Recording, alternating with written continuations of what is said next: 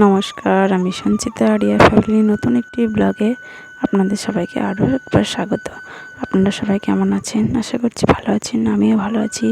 তো আজকে ব্লগটা আমি বিকাল থেকে শুরু করছি, কেননা প্রত্যেক দিনই তো সকাল থেকে শুরু করা হয়।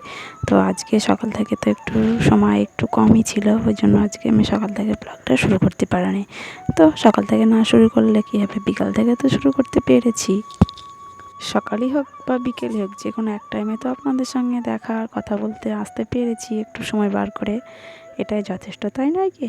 তো এদিকে বাড়ির মেয়েরা সব দেখছি একটু মানে দোকানের সামনে, মানে একটা আমাদের বাড়ির সামনেই, এখানে ওরা খেলছে।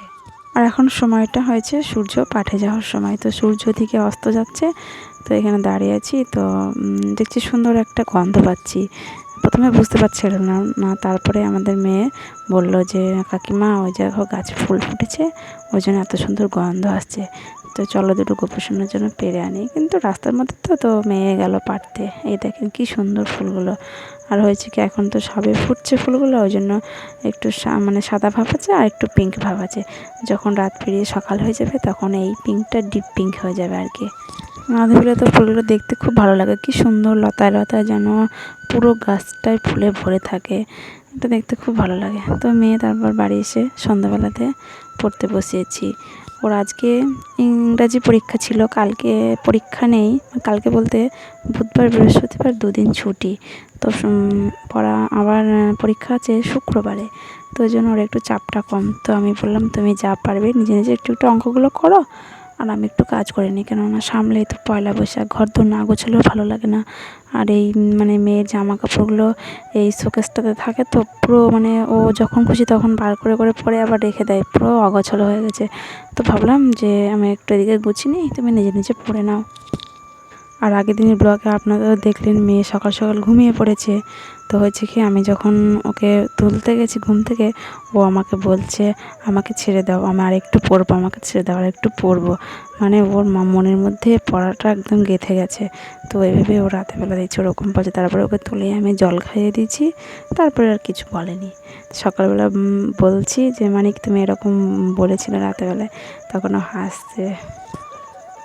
চলো তাহলে আমি একে একে জামা কাপড়গুলো গুছিয়ে নিয়ে যেখানকার জিনিস আমি সেখানে ঠিকঠাক ঢাকায় গুছিয়ে রেখে দিই।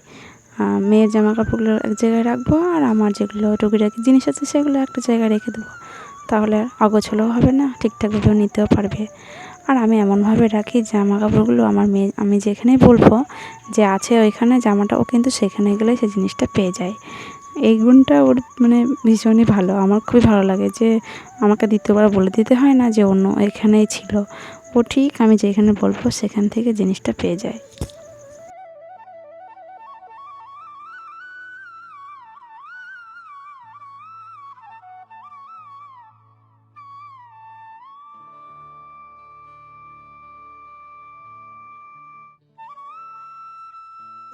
আমার জামা কাপড়গুলো টুকিটাকি সবই গুছিয়ে ভাঁজ করে নিয়েছি। তো আমি একা একা জিনিসগুলো গুছিয়ে তুলে রাখছি।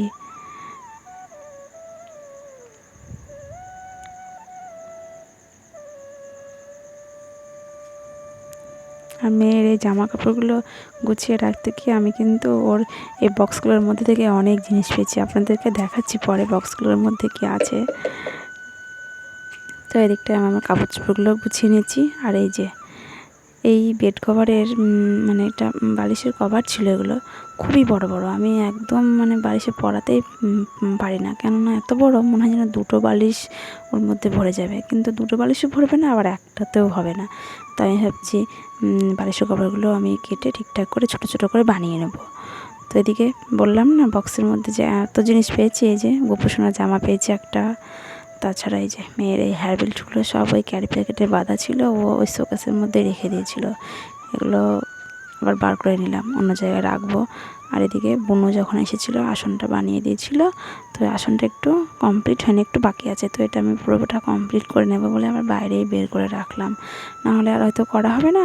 তো আজকালই এটা মানে শেষ করে ফেলবো। তো এই প্যাকেটের মধ্যে গোপুসোনার আর একটাও জামা ছিল, এগুলো সবই নতুন জামা, একদিনও পরানো হয়নি গপুকে। আর ওই যে সেই রং খেলার মধ্যে গোপুসোনার জন্য অনেক চকলেট এনেছিল, তো এর মধ্যে আবার কতগুলো চকলেটও আছে দেখছি। চকলেটগুলো বাইরে রেখে দিলাম, সব একটা একটা করে মানে খেয়ে শেষ করে নিতে হবে, বেশি দিন হয়ে গেলে নষ্ট হয়ে যাবে। তো মেয়ে ওদিকে আবার টিভি চালিয়েছে আর বলছে আমাকে মুড়ি মাখিয়ে দাও। তো চলুন মেয়েকে আগে মুড়ি টুড়ি মাখিয়ে দিই। আর মুড়ি বলতে ওকে আমি একটু শসা কুচি দিয়েছি এর মধ্যে, আর চানাচুর আর তেল এই দিয়ে মুড়িটা মাখিয়ে দিয়েছি। ওইটা দিয়ে খেতে ভালোবাসে। তো যখন খাবে তখন খাবে, কিন্তু এখন যেই দিয়েছি শসা একটু রেগে গেছে, শসা আমি খাবো না। তো শসাগুলো আবার একটা করে সব আমাকে তুলে নিতে হয়েছে। রাগ দেখাচ্ছে আমাকে, কেন শসা দিয়েছো তুমি এর মধ্যে, সবগুলো তুলে নাও। তো আমি ওর কথা রাখতে হবে, শসাগুলো সবই তুলে নিচ্ছি। তো মুড়িটা খাক ওদিকে। আমি তাহলে আমার ব্লগটি আজকে আমি এখানেই শেষ করছি। ভালো লাগলে অবশ্যই লাইক, শেয়ার, কমেন্ট আর সাবস্ক্রাইব করতে একদম ভুলবেন না। দেখা হচ্ছে পরের কোনো একটা নতুন ভিডিওতে। ততক্ষণে আপনারা সবাই ভালো থাকবেন। নমস্কার।